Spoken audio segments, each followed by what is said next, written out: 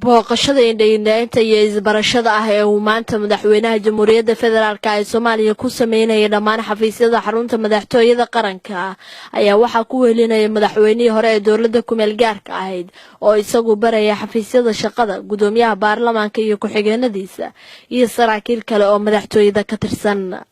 ugu horeyn madaxweynihii dowladda ku-meel gaarka ahayd Shariif Sheekh Axmed ayaa waxa uu gudoonsiiyay madaxweynaha cusub mudane Xasan Sheekh Maxamuud hadiyado qaali ah oo ay ku jiraan saacado iyo seefo dahab ah. hadiyadahaasi oo aad u tiro badnaa isla markaana inta uu talada dalka hayay Sheekh Shariif Sheekh Axmed ay dowladaha caalamka gudoonsiiyeen. siinta hadiyadahaasi kadib waxaa madaxweyne Xasan Sheekh Maxamuud lagu soo wareejiyay dhammaan xafiisyada ku yaala xarunta madaxtooyada isagoo mid warbixin uga dhageystay dadka ku shaqeeya xafiisyadaasi. sidoo kale waxaa madaxweynaha jamhuuriyadda mudane Xasan Sheekh meelihii muhiimka ah ee la soo tusiyay kamid ahaa kaydka gaadiidka iyo shidaalka madaxtooyada iyadoo warbixin ku saabsan howlaha xaruntaasina uu ka dhageystay dadka ku shaqeeya halkaasi.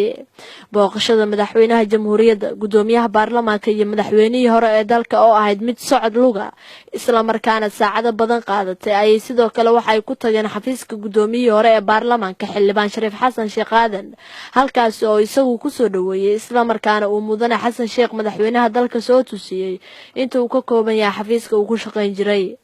hogaamiyaha Xasan Sheekh Maxamuud ayaa sidoo kale tagay xafiiska ra'iisul wasaaraha xukuumadda ku-meel gaarka ah Dr. Cabdiweli Gaas isagoo midna u soo tusiyay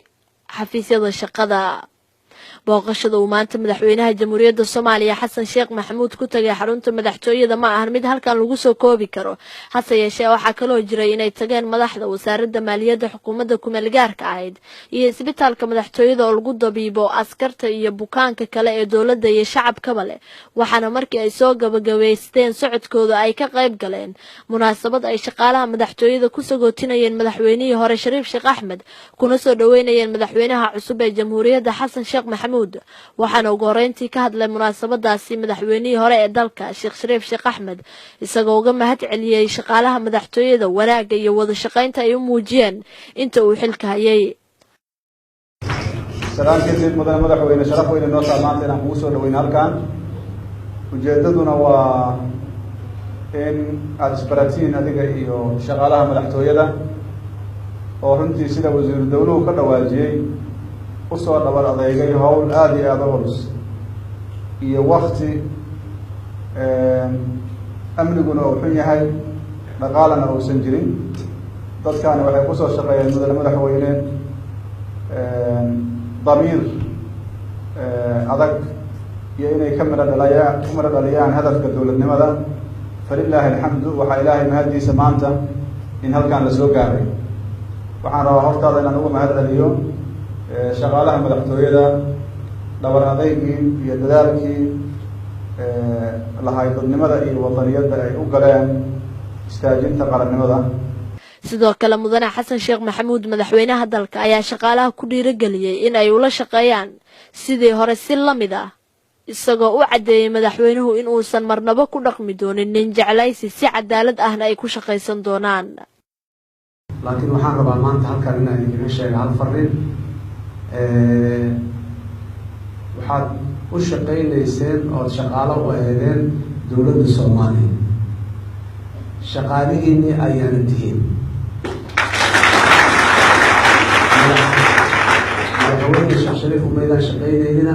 maantana aniga iima shaqaynaysaan laakiin waxaad u shaqaysaan jamhuuriyadda federaalk ee Soomaaliya dowladda ay leedahay ee la yidhaahdo dowladda Soomaaliya. qof kasta shaqadiisii uu madaxtooyada ka hayay sideedii uu haysanayaa xafiiskii uu joogay iyo mas-uuliyiintii uu hayay sideedii ayuu u haynayaa ilaa asiga sabab oo mas-uuliyaddaas looga qaado uu la yimaado laakiin in madaxweyne baxay madaxweyne cusub yimiday wax isku bedela ma jiraan.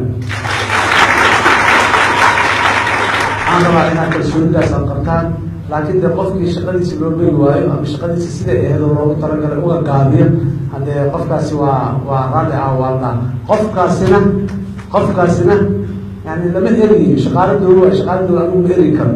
waa laga yaabaa in la bedelo madaxtooyada laga bedelo meel kale loo bedelo in la yihahdo. 4 sano ka hor markii uu xilka qabanayay madaxweynihii hore Sheekh Shariif Sheekh Axmed ma aysan ahayn xarunta madaxtooyada qaranka sida ay hadda tahay oo waxa markaasi ka muuqanayay burbur baasan oo ka soo gaaray dagaaladii sukeeye ee wadankan ka dhacay hase yeeshee iminka ayay tahay mid aad u qurux badan waxaana bilic soo celinta xarunta madaxtooyada ka dambeeyay madaxweynihii hore ee dalka oo dadaal ku bixiyay inkastoo wali ay wax badan u harsan yihiin hase yeeshee madaxweynaha cusub ee jamhuuriyadda mudane Xasan Sheekh Maxamuud ayaa looga fadhiyaa 4 sano ee soo socota haddii rabbiga awoodda leh uu ogolaado inay xarunta madaxtooyada la mid noqoto isad hawsyada caalamka maadaama ay tahay isha qaranka. Sacdiye Maxamed Xasan, telefishinka qaranka Soomaaliya, Muqdisho.